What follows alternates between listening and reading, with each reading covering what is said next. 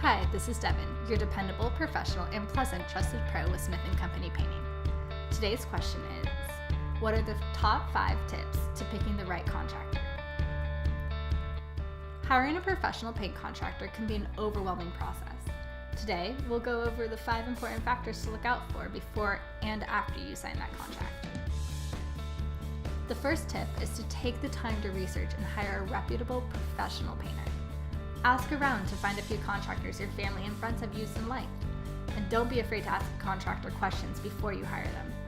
Instead of asking for random references, request the number of their last 3 or 4 customers.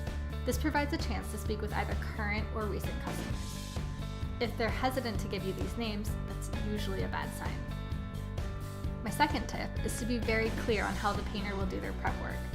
This is the most important part of any paint job. You want to know ahead of time what the contractor intends to do as far as scraping, sanding, and priming. For example, if the surface has peeling paint, will your painter be scraping first?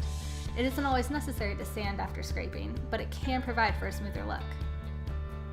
My third tip is to discuss with your contractor the different paint materials they plan on using so you get the best quality and longest lasting paint for your budget. There are so many different paint products out there, so I always recommend going with the highest quality that fits your budget. There may be a $300 or even $400 price difference between the mid-range and the highest quality paints. Number 4. I know this sounds crazy, but I wouldn't mention it if I hadn't heard horror stories. Periodically check to make sure your painter is actually using the paint you've previously discussed. There's one too many stories where a contractor has estimated to use a good high-end paint only to go to Walmart and buy a budget paint, and the homeowner only finds out when the paint job eventually fails. It's really simple to follow up with your contractor by looking at the paint cans they're using, or even asking for a copy of their paint invoices to keep for your records. It's actually a good idea to keep a track of what type and color of paint was used anyway for any future paint jobs.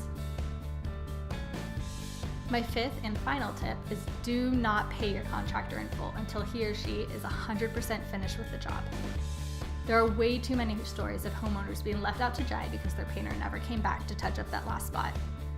I'd suggest never paying more than 25% down up front and nothing over 75% until the project is completely done and you're absolutely satisfied. Please remember that if you ever have any questions or need help on a paint project, you can always call Smith & Company Painting. We love helping our customers.